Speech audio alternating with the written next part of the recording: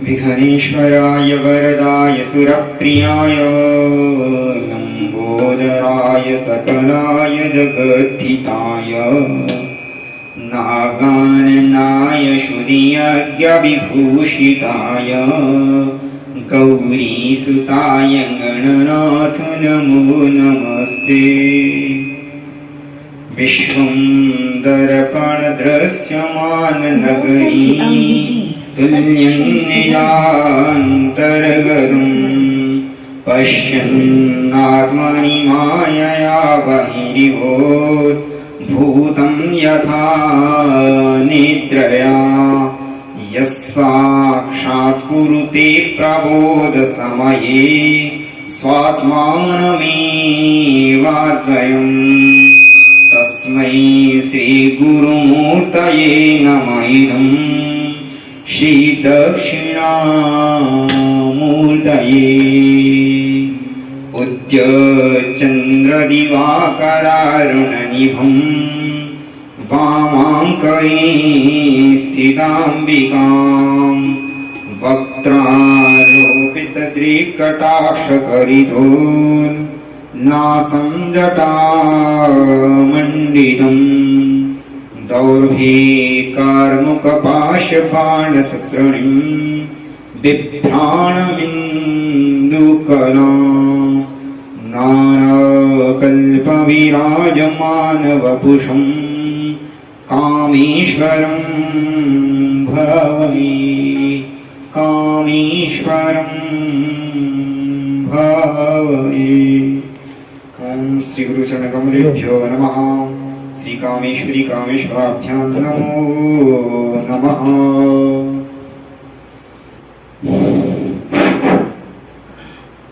श्री राम जय जय राम। श्री राम जय राम श्री राम जय राम। श्री राम जय राम श्री राम जय राम श्री राम जय राम श्री राम जय राम श्री राम जय राम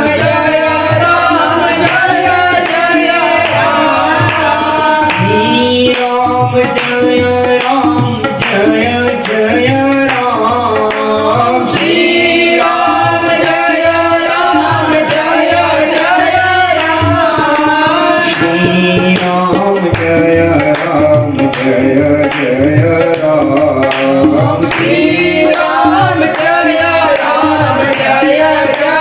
राम श्री सियावर रामचंद्र की जय हो। गुरु भगवान की जय हो। विष्णु भगवान की जय हो। पार्वती पतये हर हर महादेव।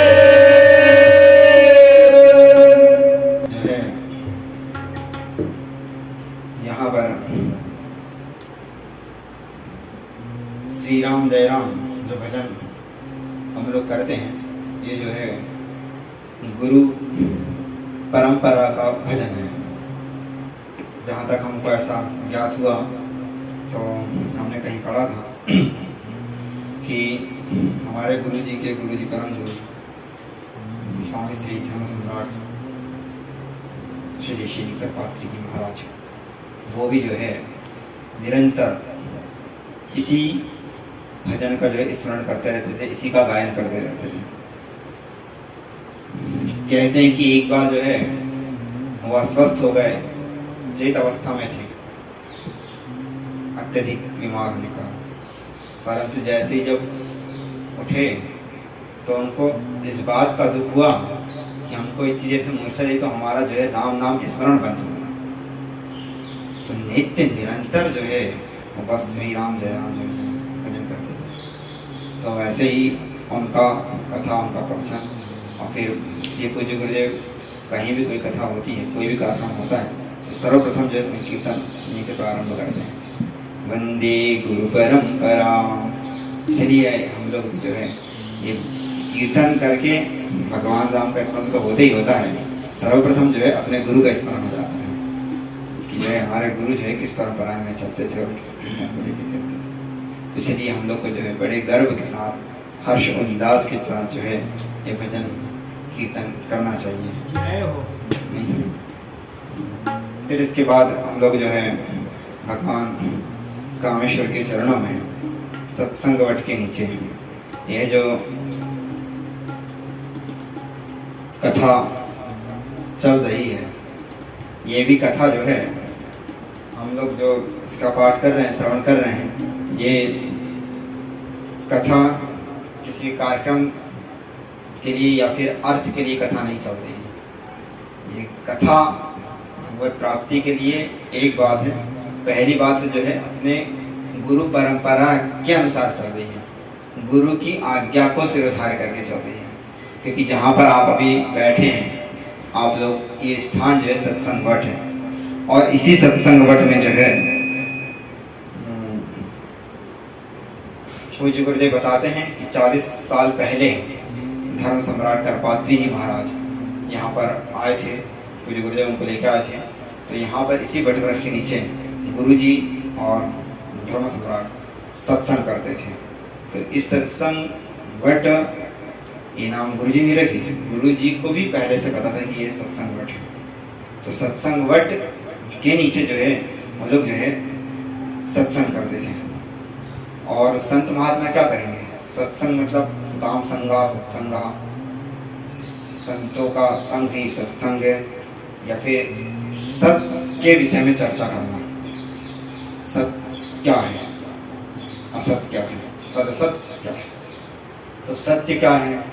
सच्चित आनंद स्वरूप, उस परमात्मा का चिंतन, उस परमात्मा की प्राप्ति के विषय में कथा, उस परमात्मा को कैसे प्राप्त किया जाए, उसका नाम रूप लीला गुण धाम के विषय में संत महापुरुषों या फिर ब्राह्मणों के द्वारा या फिर जो शास्त्र या गुरु परंपरा में जो भक्त लोग हैं उनके द्वारा ये सब चिंतन करना, चर्चा करना ही सत्संग कहलाता है।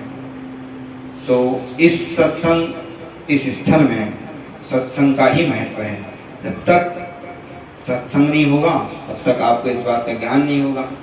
सत्संग से जो है एक मार्गदर्शन मिलता है कि हमको जो है क्या करना है, हमारे लिए सत्य क्या है, असत्य क्या है, और जो सद वस्तु है उसको कैसे प्राप्त करना है, उसको प्राप्ति के लिए उपाय क्या है, यह सत्संग में होता है। सत्संग में जो संत महात्मा उपस्थित होते हैं, ब्राह्मण लोग होते हैं, वो लोग जो है नवीन अपने ग्रंथों का अनुभव या फिर श्रेष्ठ जनों के विषय में, उनकी दिनचर्या के विषय में बताते हैं। उसके माध्यम से जो है आप सच्चिदानंद स्वरूप परमात्मा के विषय में आपको जिज्ञासा उत्पन्न होगी। और जब जिज्ञासा होगी, जानाति इच्छति करोति, यह नियम है।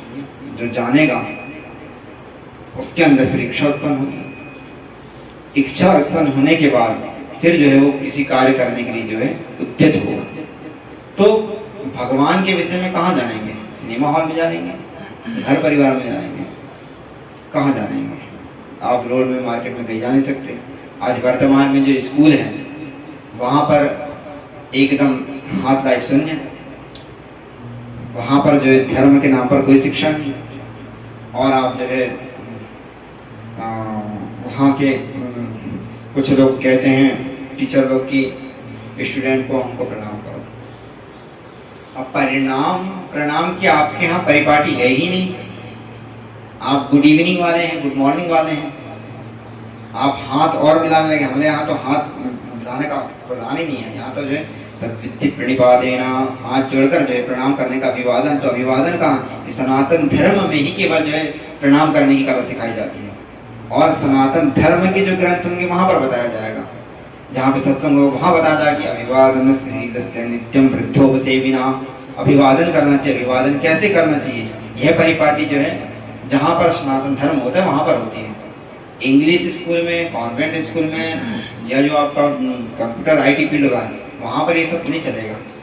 वहाँ पे वो कि टीचर को वो कहें कि प्रणाम करो तो उनसे ये पूछो कि आप किस परंपरा को प्रणाम करें।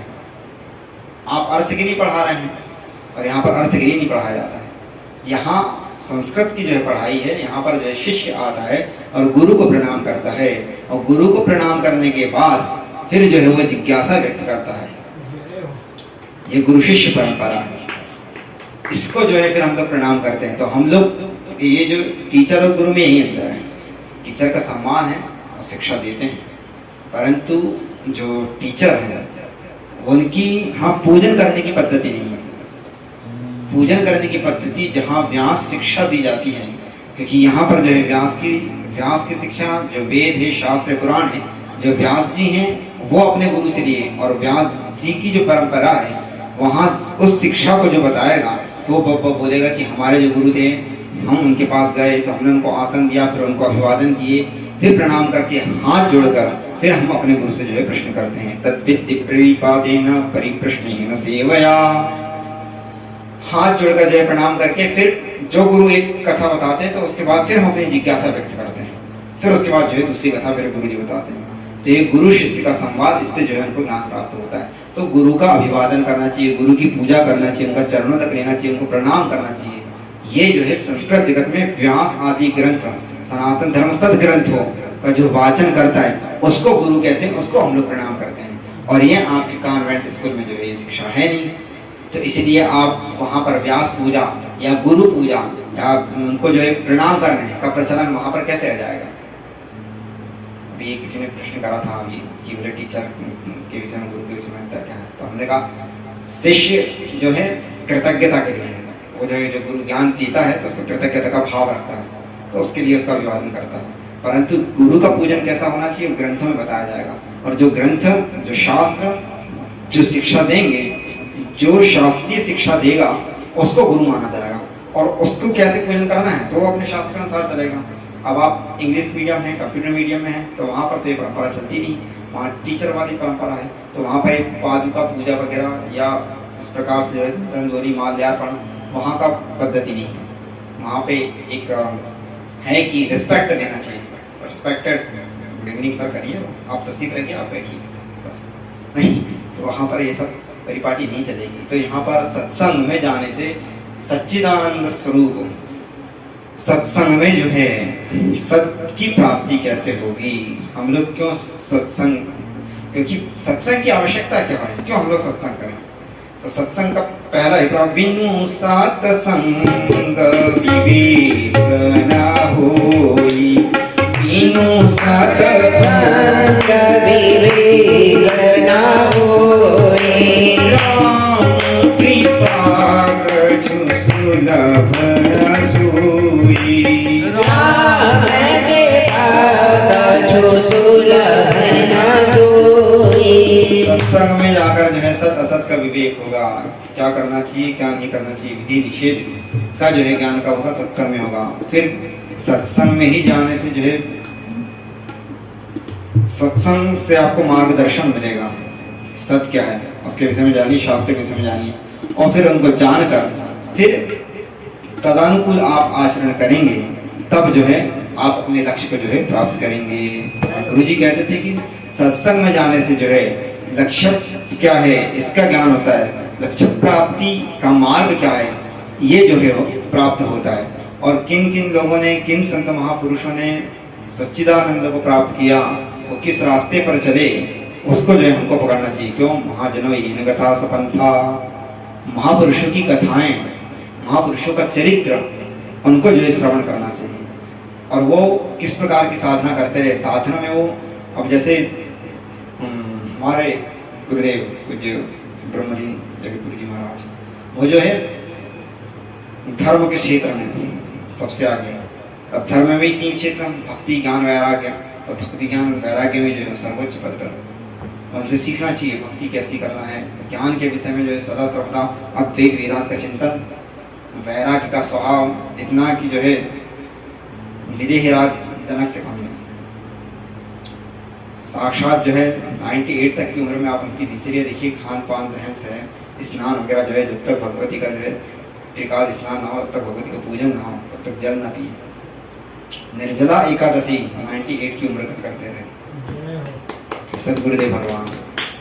ऐसे महापुरुषों का चिंतन, ऐसे महापुरुषों की नियमावली देखिए और जो है वो रात में अगर 2-3 बजे तक पूजा करते थे, 2 बजे तक, तो फिर जो है ब्रह्म मुहूर्त में कभी सूर्य उदय के बाद कभी जो है वो सोए नहीं, सूर्य उदय के पहले ही सदैव उठते रहे।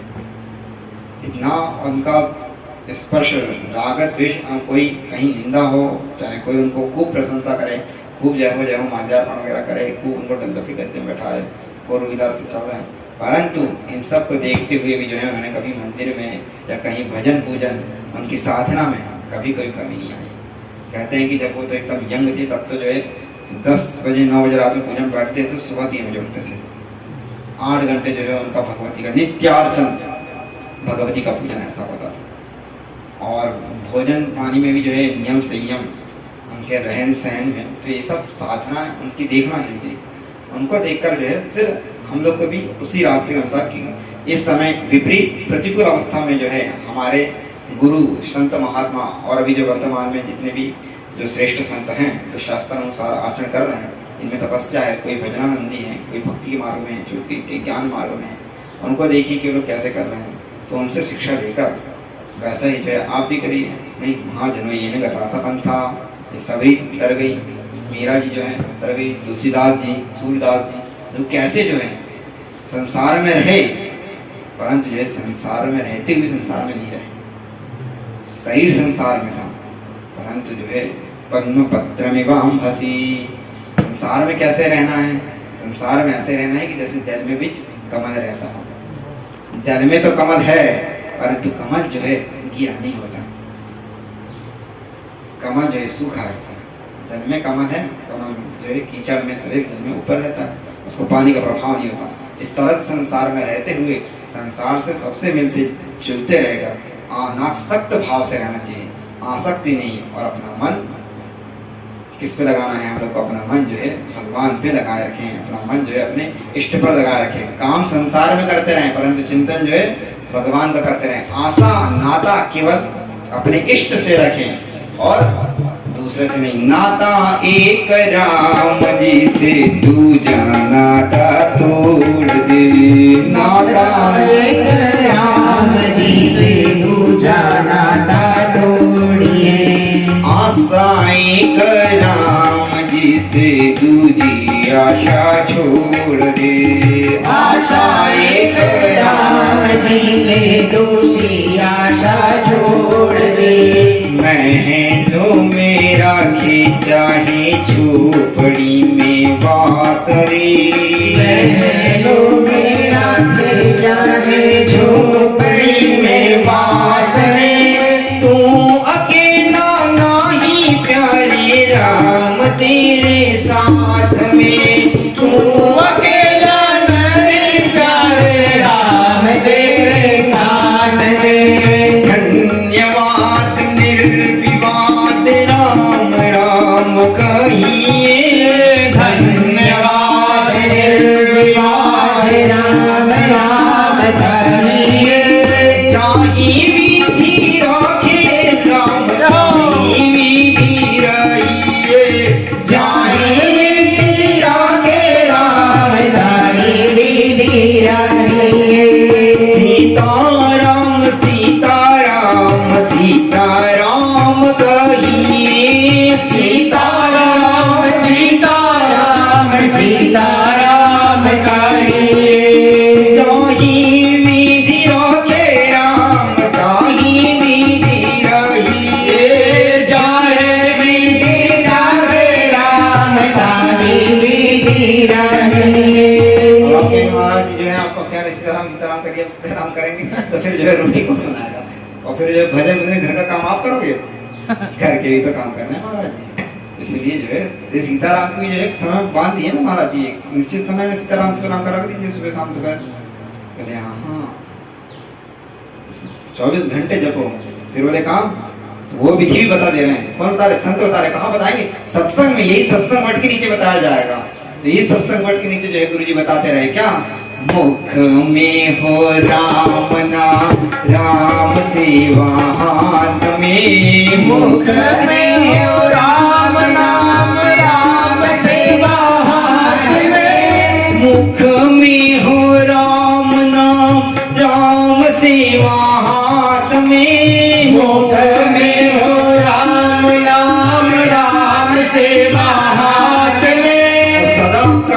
सदा सर्वदा जो है अपने आप को अकेला मत समझना, क्योंकि संसार के सगे संबंधी मित्र जो है विपत्ति काल में तो छोड़ देते हैं। उदाहरण ग्रह को देख लो, गजराज गजेंद्र मोक्ष की कथा आप लोग सब परम ज्ञानी तो नहीं कथा सुनते रहते हैं। गजेंद्र मोक्ष की कथा जो है, जब महाराज ग्रह जब उसको खींच रहा था तो जो है उसने पहले अपना बल लगाया, तो उसके बाद जो है उसके कुटुंब परिवार वाले थे वो सब छुड़ाने का प्रयास करे, परंतु जब देखे कि मगर जो है उसको छोड़ नहीं रहा है और घसीट कर जो है लेके जा रहा है अंदर, तो जब सबने छोड़ दिए, पीछे हट गए, बोले अब तुम ही जानो तुम्हारा काम। तब जो है गजेंद्र भी जो है अपने आप असहाय हो गया। तब जो है उन्होंने कहा कि अब हम भी कुछ नहीं कर पाएंगे। तब जो है सबसे विश्वास, सबसे आस जिससे लगी थी, सब उसकी आस टूट गई, विश्वास टूट गया। फिर उसने जो है केवल अपने जो है हरि का स्मरण करा। तो उसी प्रकार से आप इस संसार में रहिए, परंतु आशा किससे रखिए? अपने इष्ट से रखिए, अपने गुरु से रखिए। आशा एक राम जी से, दूजी आशा छोड़ दे। आशा एक राम जी से, दूसरी आशा छोड़ दे। आशा एक राम जी से, दूजी आशा छोड़ दे। आशा एक राम जी से, दूसरी आशा छोड़ दे। नाता एक राम जी से, दूजा नाता तोड़ दे। नाता एक राम जी से, दूजा नाता छोड़ दे। नाता एक राम जी से, दूजा नाता तोड़ दे। नाता एक राम जी से, दूजा नाता छोड़ दे। सीताराम सीताराम सीताराम कहिए, ताही विधि रखे राम, ताही विधि रहिए। सीताराम सीताराम सीताराम कहिए, जाहे विधि रखे राम, ताहे विधि रहिए।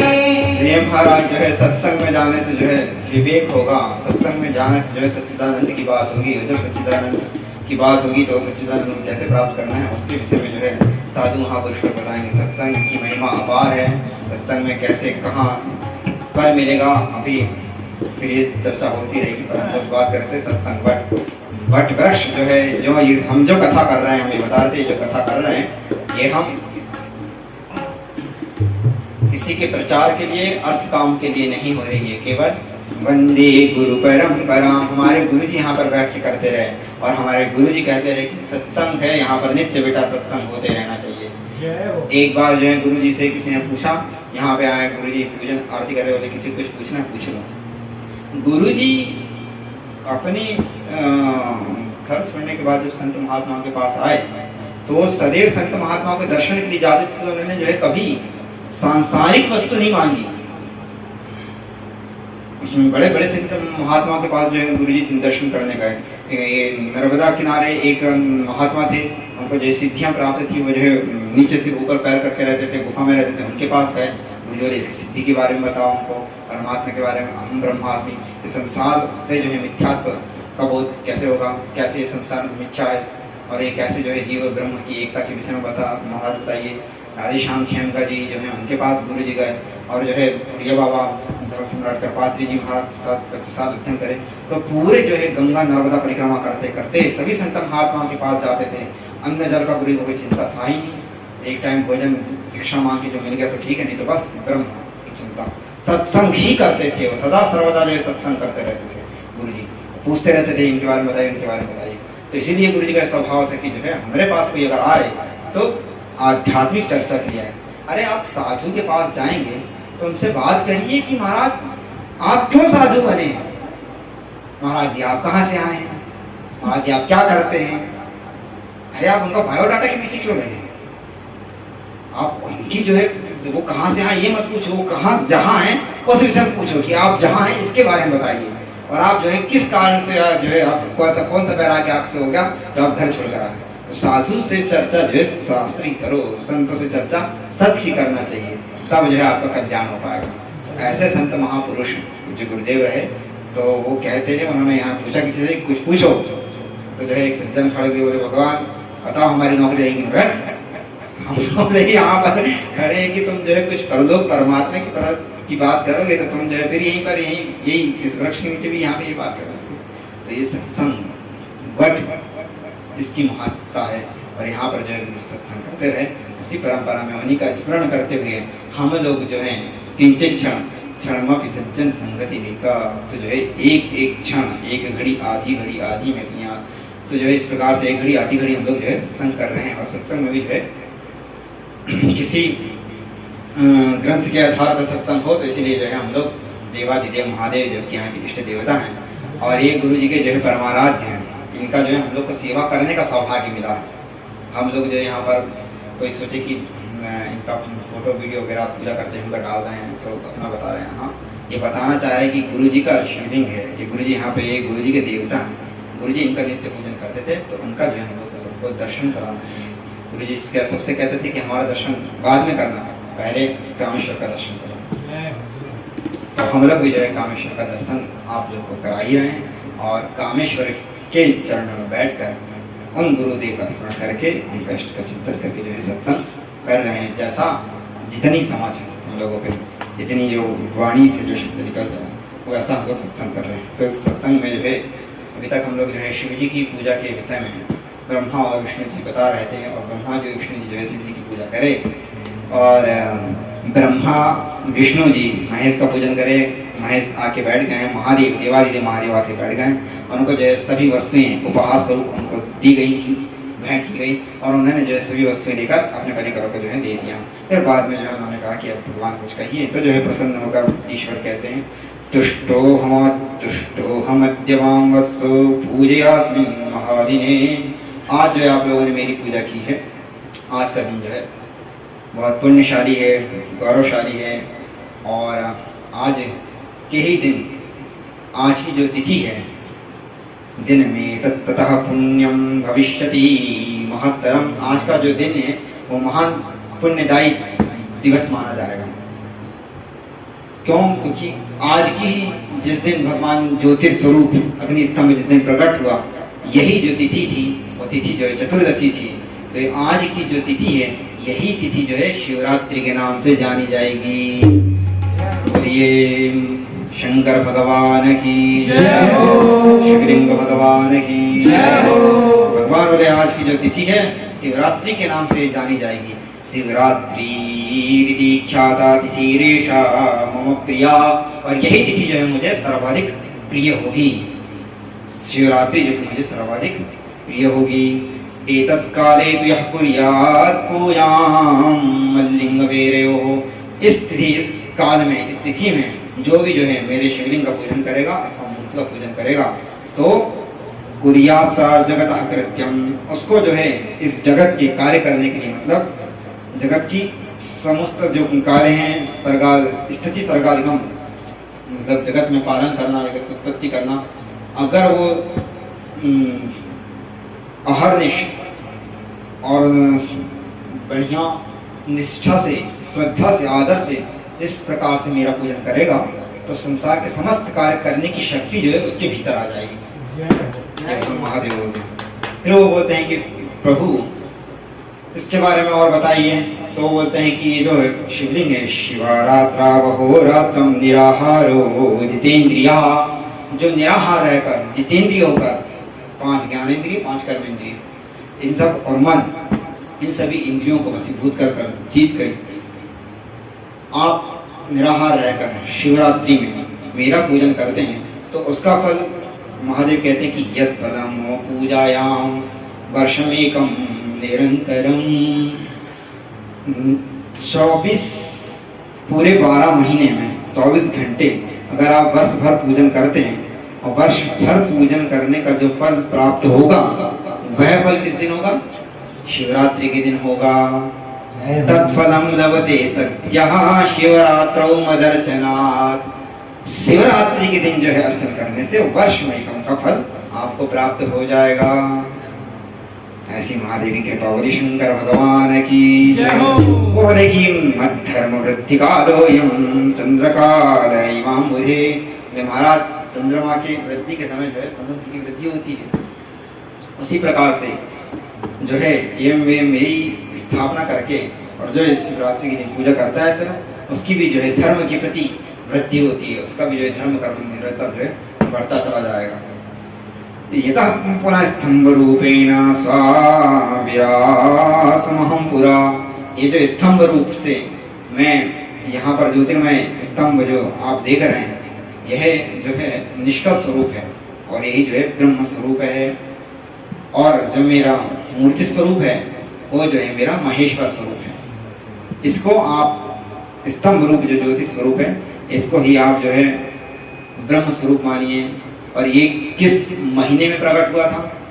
तो ये कह रहे हैं कि आरिद्रायां मार्गशीर्षेतु, आरिद्रा नक्षत्र और मार्गशीर्ष का महीना, तो यह पश्येन मामू मासकम, इस प्रकार से बोले मद्वेरमपि वालिंगम सागुहादपि मे प्रियः।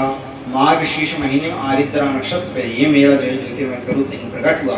इस दिन विशेष कर से शिवलिंग का जो है दर्शन करना चाहिए और विशेष रूप से जो है पूजन करना चाहिए।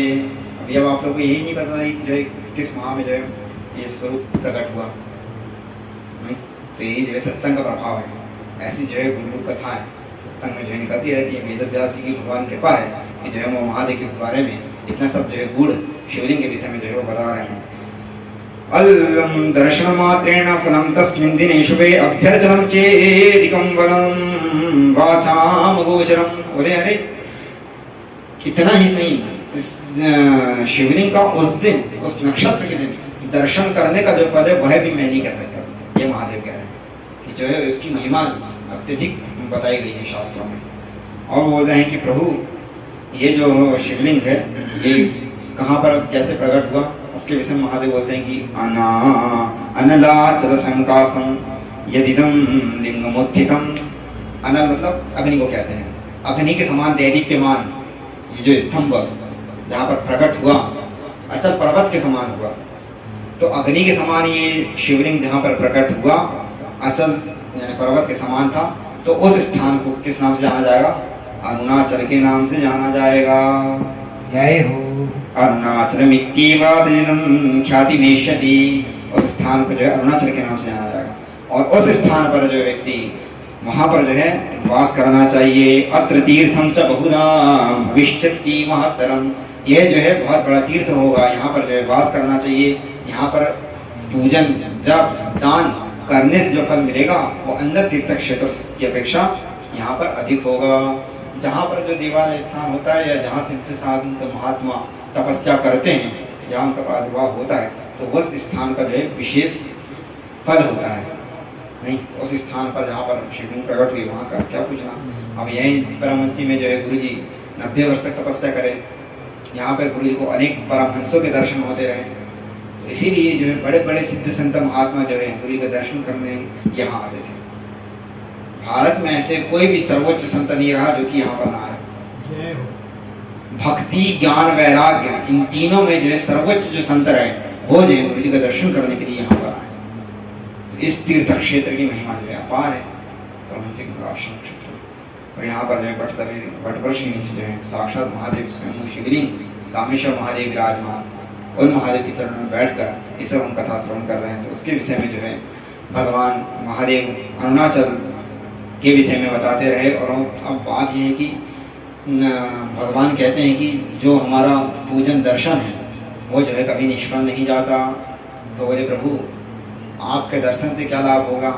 आप जो पूजन पाठ करें, आप जो लिंग का पूजन होगा, आपके इनसे क्या लाभ मिलेगा?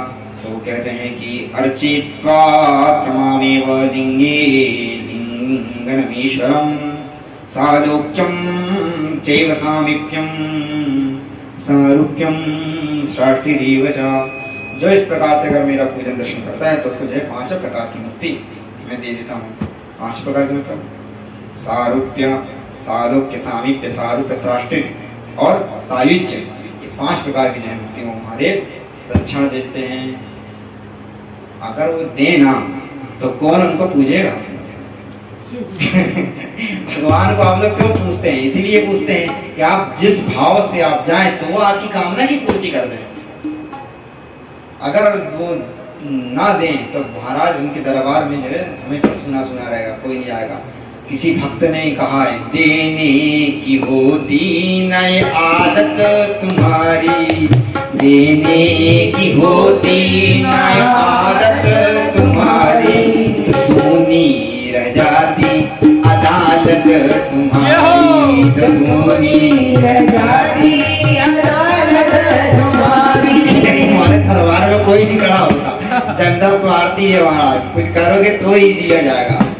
जब आदमी बीमार होता है, जब रोग ग्रस्त होता है, बोलता है भैया अभिषेक करवाओ, भैया पूजन करवाओ, अनुष्ठान कराओ। गुरु जी के पास लिस्ट आती थी, भगवान ये कष्ट है, ये कष्ट है, ये कष्ट है। गुरु जी कहते थे कष्ट है तो कष्ट का निवारण हम कहाँ करेंगे? कष्ट का निवारण तो वही करेंगे जिन्होंने हलाहल विष का पान करा। तो आप बोले सिद्धेश्वर जाओ, कामेश्वर जाओ, लोधेश्वर जाओ, और जाओ जाओ उनकी शरण में जाओ। नहीं, क्योंकि जो है दीन दयालु बीरद संभारी, दीन दयालु बीरद संभारी, हरहु नाथ मम संकट भारी, हरहु नाथ मम संकट भारी। जब कुछ संकट होता है तो हम लोग जो है भगवान को ही स्मरण करते हैं, उनको ही याद करते हैं। तो गुरुदेव कहते थे कि अगर आप भी कोई दिक्कत है तो आप लोग जो है वहाँ पर जाइए और उनका स्मरण पूजन करिए, वही जो है आपकी कष्टों को दूर करेंगे। इस प्रकार से जो है महादेव की जो इस प्रकार पूजन करता है तो उनको भगवान मुक्ति प्रदान कर देते हैं। और बाद में जो है फिर नंदीकेश्वर संत कुमार जी का संवाद चल रहा था, और उधर सूत जी सोने जी का चल रहा है, और इधर हम जो कह रहे हैं, ये जो कह रहे हैं वही हम आपको बोल रहे हैं। तो हम बोलने में हम भी जो है गड़बड़ कर सकते हैं नहीं, क्योंकि भाई यथा मति तथा वाणी, जैसी बुद्धि होगी वैसा बोलेंगे, और मति के अनुरूप जो है जैसी प्रभु पेरेंगे वैसा हम लोग करेंगे। क्योंकि हम लोग के ऊपर हमारी बुद्धि का, इंद्रियों का शासन नहीं है। हम तो चाहते हैं कि हम जो है पूर्णतः विद्वान हो जाए। प्रत्येक जीव चाहता है कि सर्वज्ञ हो, प्रत्येक जीव चाहता है कि वो जो है देश पर शासन करे, सर्वशक्तिमान हर जीव बनना चाहता है, परंतु नहीं बन पाता है। क्यों? क्योंकि जो है मेरे बाबा के दरबार में सब लोगों का खाना, मेरे बाबा के दरबार में सब लोगों का खाता है। जो जैसी करनी करता ऐसा ही बन पाता, जो जैसी करनी करता वैसा ही बन पाता। आपके इस जन्म के कर्म और कुछ जो है पूर्व जन्म के कर्म है। जन्म जन्मांतर के जब पुण्य का उदय होता है तब जो है भक्ति की और ज्ञान की अभिवृद्धि होती है।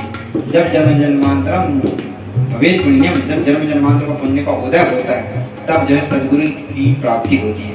अब सदगुरु मिल भी गए तो जो है सदगुरु से दूर हैं आप, और फिर सदगुरु का सानिध्य भी हो जाए, भगवान का सानिध्य तो मिल गया, पर फिर भी भगवान के प्रति अनुराग नहीं, प्रेम नहीं, भगवान के जो है वाणी का अनुकरण नहीं, वो भी होना सबसे बड़ी बात है कि आप वो जैसा वो बताएं वैसा करें, तो उनके अनुसार जो सत्य के मार्ग में आप चल रहे हैं, तो ये भी जो है पूर्व जन्म का पुण्य का उदय है। तो जब आपको गुरु तो उपदेश बहुत कर देते हैं, परंतु आपकी बुद्धि में कितना आया? अभी तक हम देखें तो आप लोग, हम तो 3-5 वर्ष हो गया, कोई 10 वर्ष हो गया, कोई 50 वर्ष जुड़े, पर उनसे पूछे वो क्या उपदेश करते हैं, अरे सब कहाँ इतना याद रहता। ये सबसे बड़ी बात है कि ईश्वर ब्रह्म तो मिल गए, पर ब्रह्म की जो वाणी है उसका हम कितना अनुकरण करें, कितना याद है। तो ये आपकी पूर्व जन्म का पुण्य है, आपको सदगुरु तो मिल गया, और ये पूर्व जन्म का पुण्य की सदगुरु मिल गया, परंतु इस जन्म का कर्म है। अब इस जन्म में आपको एक कर्म करना चाहिए कि वो जो ब्रह्म ज्ञानी जो महापुरुष मिल गए, तो उनके बता हुए आचरण, उनके बता हुए निर्देश सिद्धांत को आप लोग जो है फॉलो करें और कर्म करें उसके अनुसार, तब जो है आप कुछ प्राप्त करेंगे। तो कुछ इस जन्म में प्राप्त होगा, कर्म इस जन्म में करिए, और जो फल होगा तो फल जो है आपको पूर्व जन्मानुसार वो प्राप्त हो जाएगा, और फिर थोड़ा वो कुछ बचा रहेगा तो वो देव कृपा या गुरु कृपा से वो प्राप्त होगा। परंतु करना तो आप ही को करना पड़ेगा, निज कृत कर्म भोग सब भारा, निज कृत कर्म भोग सब आप ये मत समझिए कि आप जो चमत्कारी गुरु के पास आ गए तो आपका सब कुछ अच्छा हो जाएगा। गुरु ज्ञापक होता है, कारक नहीं। गुरु केवल ज्ञान देने वाला होता है, वो मार्गदर्शन दे सकता है कि आप इस प्रकार की साधना करें, पर साधना आपको ही करना पड़ेगा, उठना आपको ही करना पड़ेगा, जाप आपको ही करना पड़ेगा। और जब आप गुरु के बताए मार्गदर्शन में चलने लगेंगे तब जो है आपको नारायण की प्राप्ति होगी। गुरु उपदिष्ट मार्गे ना, गुरु के द्वारा उपदेशित मार्ग पे आपको चलना पड़ेगा। आप कहेंगे हम गुरु जी के साथ रहे, गुरु कुछ नहीं करेंगे, गुरु केवल उपदेश करेंगे। और आप कहीं विपत्ति में फंस गए या आप कहीं संशय होते कि परमात्मा है कि नहीं है, परमात्मा कैसे प्राप्त होगा, तो वो आपको मार्गदर्शन बता सकते हैं। और आप फिर अगर कहीं चल के गड्ढे में गिर रहे तो फिर वो पकड़ के खड़ा कर देंगे, वो पकड़ खड़ा करके कहेंगे बेटा आप चलो। तो कहने नहीं गुरु जी हम बैठ गए, अब हम सो रहे हैं, तो कहेंगे बेटा तुम सो रहो हम चल, तो बस तुम्हारा कल्याण नहीं हो पाएगा। तो आपको कर्म तो करना पड़ेगा। फिर इसका नाम है साधना। आपको जो है तपस्या, इसका नाम है कि अपनी इंद्रियों को बस में कर कर और जो है गुरु के बताए हुए मार्ग पर शास्त्रों के अनुसार जो है इंद्रियों का संयम करके यम नियम आसन का प्राणायाम करते हुए फिर जो है उस मार्ग पर आप चलना का प्रारंभ कर दीजिए। फिर जो है आपको अपने फल की प्राप्ति होगी ही होगी। तो यहाँ पर उन्होंने कहा कि प्रभु जो है सकल स्तंभ, सकल रूप और निष्कल रूप, दो रूप जो है महादेव के प्रकट हुए। सकलम निष्कलम चेति स्वरूपद्वयमस्ति में नान्यस्य कस्यचित् तम नान्यस्य कस्यचित् तस्मादन्या सर्वोप्यनीश्वरात्। बोले सकल स्वरूप और निष्कल, ये दो मेरे स्वरूप जाना। सकल जो है महेश्वर का रूप जानना, और जो निष्कल ज्योतिष स्वरूप है उसको जो साक्षात ब्रह्म का स्वरूप जानना, वही जो है, क्योंकि मेरे अतिरिक्त और कोई जो है ईश्वर है ही नहीं। इसलिए जो है ये स्तंभ ज्योति रूप स्वरूप मैंने प्रकट किया। और ये सब मैंने आपको क्यों बताया, क्योंकि आपकी मेरे प्रति भक्ति थी, श्रद्धा थी। हे श्री ब्रह्मा और विष्णु जी, आप दोनों का अपार मेरे ऊपर श्रद्धा था, इसलिए मैंने आपको ये उपदेश दिया। जब तक श्रद्धा न हो तब तक जो है ये सब बातें किसी को नहीं बताना चाहिए। आप कुछ लोग कहते हैं गुरु जी तो जो विद्या का रहस्य जानते थे, सब कुछ जानते थे, पर क्यों नहीं बोले? तो वो ऐसी बात है कि गुरु जी वो सब देखते थे कि आपका साधना का लेवल क्या है और आपकी कितनी श्रद्धा है। अब आप आके प्रणाम करके दीक्षा ले लें, फिर 6 महीने बाद आए, फिर जो है बस दीक्षा के लिए खड़े हो जाओगे, उपदेश कर दो, तो वो सब देखते थे।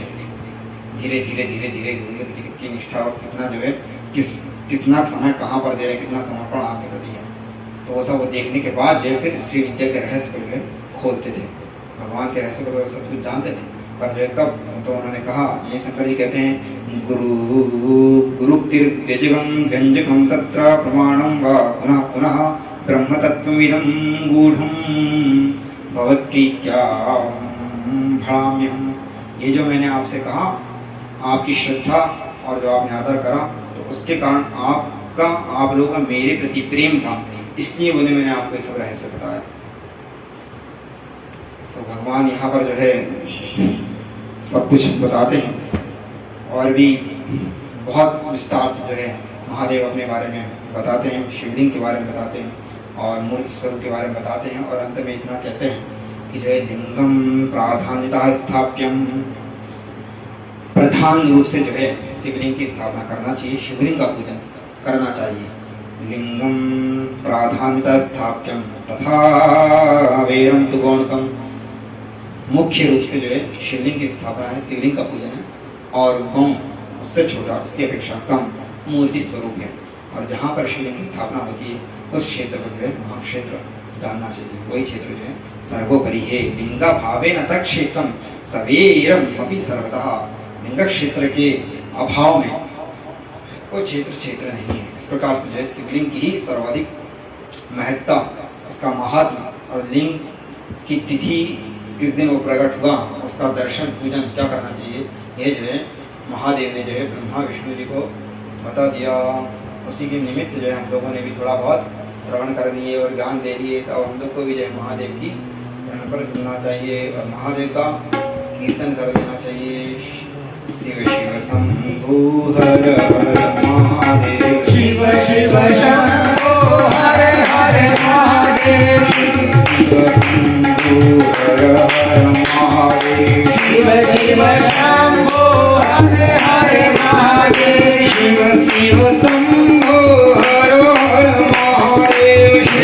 शिव शंभो हर हर महादेव शिव शंभो हर हर महादेव शिव शिव शंभो हर हर महादेव शिव शंभो हर हर महादेव शिव शिव शंभो हर हर महादेव हर हर महादेव। कामेश्वर भगवान की जय। गुरुदेव भगवान की जय।